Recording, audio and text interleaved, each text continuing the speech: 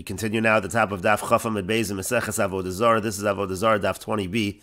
This daf is sponsored by David Grossman. Thank you for your sponsorship. If you'd like to sponsor an Amud or Daf, see the description box below and see the description box below to see how you can support this channel. On the previous Zama, the Gemara brought a brisa which said that Rav Shimon ben Gamliel, he saw a non-Jewish woman and he said, Moravu ma'asecho Hashem, how great are your creations, Hashem. And the Gemara is now in the middle of asking a question from a second brisa.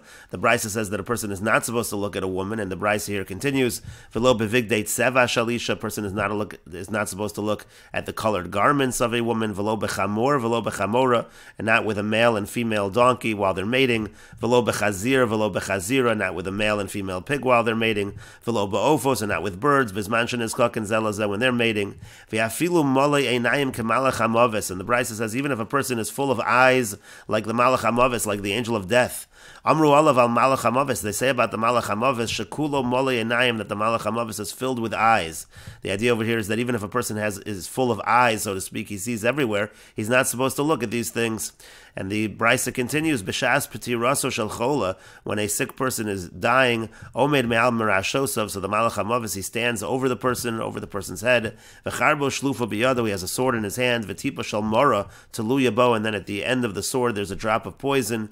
Kevan shechola roa oso, when the sick person sees the Malach HaMavis, Mizdazeya, he shakes, uposeach piv, and he opens his mouth, V'zorkel esoch piv, and the Malach HaMavis throws the poison into his mouth, Mimena meis, Mimena masri, mimena panaf morikos, and from that drop of poison the person dies, from that drop of poison the person rots, and from that drop of poison the person's face turns green.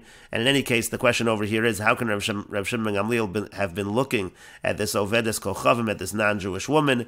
And so the Gemara answers, Keren Zavis Havoy, the Gemara answers he was walking around the corner, meaning he wasn't intending on looking, he just happened to turn the corner and he saw this woman. And Rashi explains, V'lo bevigdei tseva shalisha, it says that a person shouldn't look at the colored garments of a woman. What does that mean? Rashi says, Shezocher eso isha kemoshi milubeshes bohen, then he'll remember the woman, the way she's wearing them, shemiyafin oso maharachareh, they make her look beautiful, and then he's going to think about her. And Keren zavis havoy, again, he was turning a corner, keshapona liyamina o lismoli kones mimavu lamavu, he was turning right or left to enter from one alleyway to another. Upogen zeh zeh b'keren zavis, then they meet each other by a corner. He doesn't see her from far away. If he doesn't see her from a distance, that she's coming towards him, that he can close his eyes, meaning to say it was a situation where it happened suddenly, so it was impossible for him to close his eyes. And the Gemara continues with the two dots. We said above, a person should not look at the colored garments of a woman. Amar Rav Yehuda Mar Shmuel, Rav Yehuda says that Shmuel says, Afilu shtuchen al gabe kosel, even if these garments are spread on the wall, even if she's not wearing them, you shouldn't look at them. And the Gemara continues, Amar Rapapa says, Uvamakar balei, and this is specifically when you recognize the owner. If you know the woman who wears these garments, that's when it's problematic. Amar Rava says, Daikanami, we can infer this as well to Katani, because the way it's taught, it says, V'lo bevigdei tseva shalisha, it says you can't look at the bigdei tseva, V'lo Katani, V'lo bevigdei tzivon, and it says, V'lo bevigdei tseva shel isha, it says you shouldn't look at the colored garments of a woman. It doesn't just simply say, V'lo bevigdei tzivon, you shouldn't look at colored garments. And so Shema Mina, so you see from this that you have to know who the owner is. That's why it specifically says, bigdei tseva shalisha. And the Gemara continues, Amar Rav Chisda says, Hani mili batiki, that's only true by older clothing, meaning clothing that have been worn, avol bechadati les lanba, but by new ones, that would not be an issue. And how do we know that? Because if you don't say that, anon mana lashpuri hechi yavin, and how do we give our money to the how do we give our garments rather to the launderers? The idea over here was that they used to give the new garments, they used to give it the first time before it was worn to the launderers, so that the launderers can prepare it to be worn. And so the issue is, if there's an issue by new garments, how do we give that to the launderer? Hakamistakel, he's going to look at the garment, he has to work on the garment, and he knows who the owner is, so it must be it's not an issue if it has not yet been worn. But the Gemara continues and asks that it's not true. According to your reasoning, Hada Amar Rav Yehuda, that which Rav Yehuda said, Min b'mino, if you have two animals that are the same species, you have a male and a female, Mutter lahachnes k'mechol v'shvoferes, you're allowed to insert the male organ into the female female. This is talking about the owner trying to mate the animals. You're allowed to insert it like you insert a brush into a tube. And so the question would be the same. Hakam istakel? Isn't he looking at these two animals mating, which we also said was problematic? And the answer must be ella. Rather, we have to say ba'avida teitari, that he's busy with his work. This is the person's occupation, and so it's fine. So hachanami, so too by the launderer here also ba'avida teitari, he's busy with his work, with his occupation, and therefore it's not a problem for him to take these colored garments. It's not the fact that they are new, but rather it's the fact that he's busy with his work. And the Gemara continues, Amar Mar, the master said, we just said above, mimeno mace, from the drop of poison from the malach hamavis, that's what a person dies from. And the Gemara says, Neima pliga di Avodah Shmuel. Let us say that this argues on the following statement from the father of Shmuel. Di Amar Avodah Shmuel, because the father of Shmuel said, Amar li malach hamavis, the malach hamavis said to me, Ilo dechaishana liyakar divrei Yosef, not for the fact that I was concerned for the honor of the creations, for the honor of people. Have a parana beis hashchita, I would open up the area of the shchita kibehema like an animal, meaning to say, the implication over here is that the malach hamavis kills basically by shechting, basically by slaughtering, and he's saying if not for the fact that I was concerned for people's honor, I would open up that area just like one does with an animal. And the Gemara continues and answers, maybe what actually happens is that really a drop of poison is used. It's not that the malach hamavis kills someone by slaughtering them, but it uses a drop of poison, but maybe that drop of poison, it cuts the simonim, that's referring to the simonim again that are by the throat where the beis hashchita is, maybe that's what's actually cutting the simonim. And Rashi explains, have a parana beis hashchita, again, I would open up the beis shchita, liros mivachutz kebehema, that it could be seen from the outside, just like by an animal. Alma mechatech mamishu. And so the Gemara was saying, so we see from that statement from the father of Shmuel that the malach hamavis actually cuts that area of the throat. And again, the Gemara says, no, maybe it's not really, the malach hamavis is not really cutting it with a sword, so to speak, but it's actually happening with that poison. And the Gemara continues, we said above, mimena masriach, from that drop of poison from the malach hamavis, that's what causes the corpse to rot. And the Gemara says, Messiah Leila Rabbi Chanina bar Kahana, this supports what Rabbi Chanina bar Kahana said. To Rabbi Chanina bar Kahana, because Rabbi Chanina bar Kahana said, Amri Bei Rav, they say in the yeshiva of Rav, Harotza Shalo Yasriach Mei, so if a person wants that his dead relative's body should not rot, Yafchenu al Panav, he should turn the body over on its face. The idea is that the poison will then drip out of the mouth, and it won't cause that rot. And the Gemara continues at the two dots. Tanu Rabbanan, the rabbis taught. The pasuk says, "V'nishmartu mikol davar ra." You guard yourself from anything that is evil. And the Brisa says, what does that mean? Shelo yahar adam b'yom, that a person should not have impure thoughts during the day. V'yavo lidei tuma b'layla, that will bring him to impurity at night. And the Gemara continues, Mikan Amar Rabbi Pinchas ben Yor. From here, Rabbi Pinchas ben Yor says, Torah mevili de zahirus, that the Torah brings a person to zahirus. Zahirus means a person is being careful. And zahirus mevili de zrizus. Zahirus, when a person is careful, that brings a person to zrizus, which is diligence. Zrizus mevili de nikios, and diligence brings a person to cleanliness.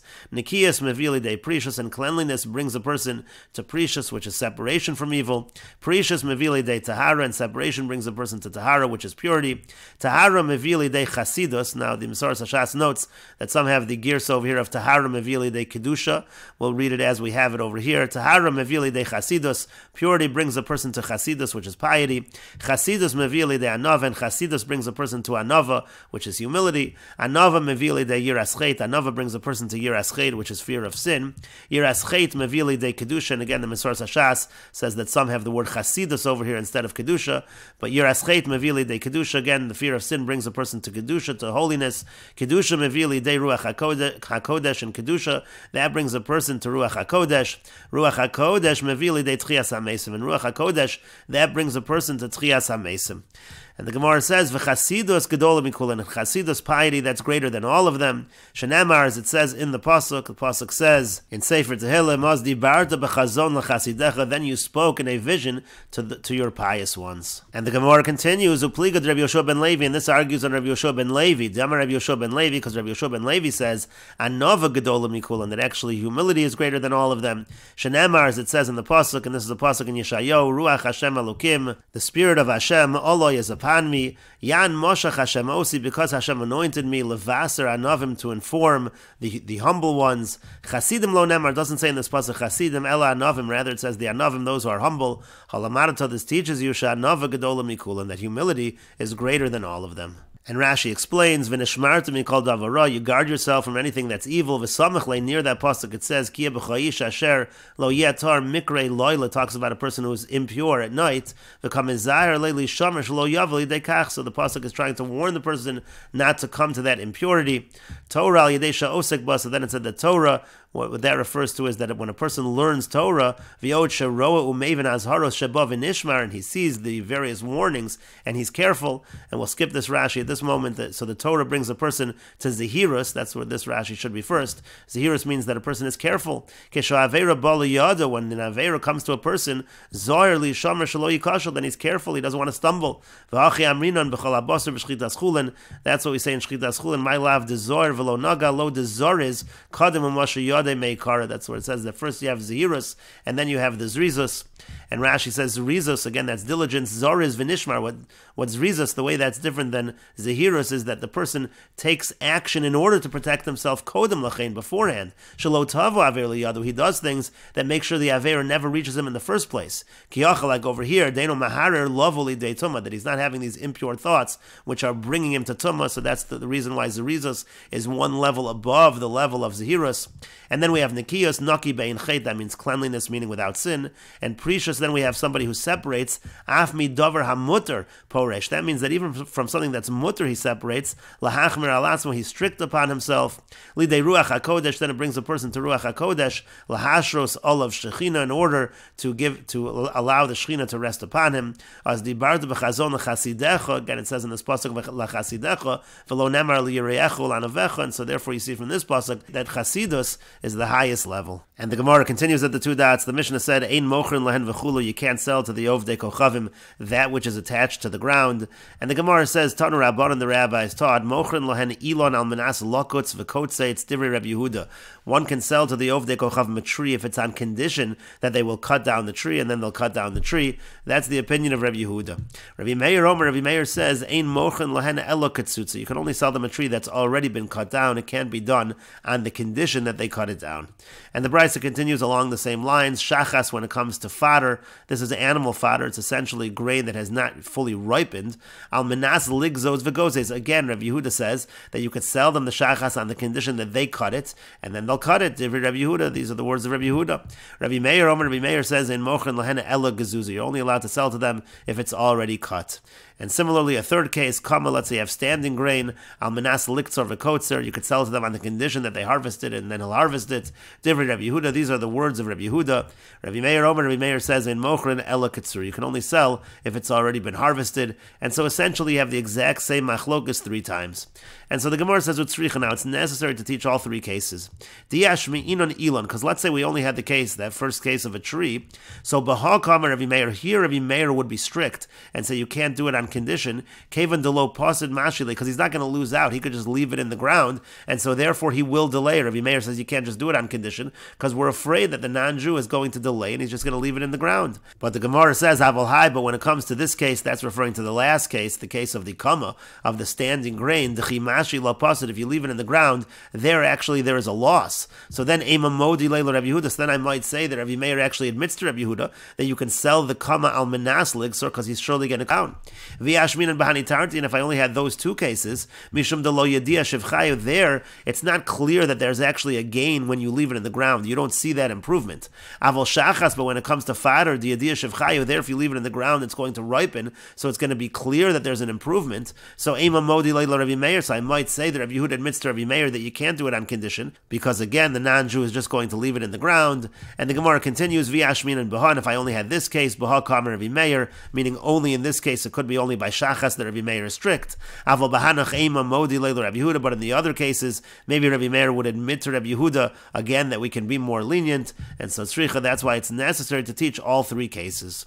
And the Gemara continues, they had the following question, Behema al menas lishchot mahu, we're not supposed to sell large animals to the ovdei kochavim. What if you sell a behema and it's on condition that he shechs it, so he's not going to keep the animal? What would be the halacha? Is that permitted? Hasam time amai shari Rabbi Yehuda, over there, what's the reason that Rabbi Yehuda permits it, meaning by that which is attached to the ground? Why is Rabbi Yehuda lenient? The lav bereshusei kaimi, because what he's selling, which is attached to the ground, is not in his reshus, it's still within the property of the Jew. V'lo matzi mashilu, so he can't just leave it there in the ground. He's going to have to cut it. Aval behema, but when selling an animal,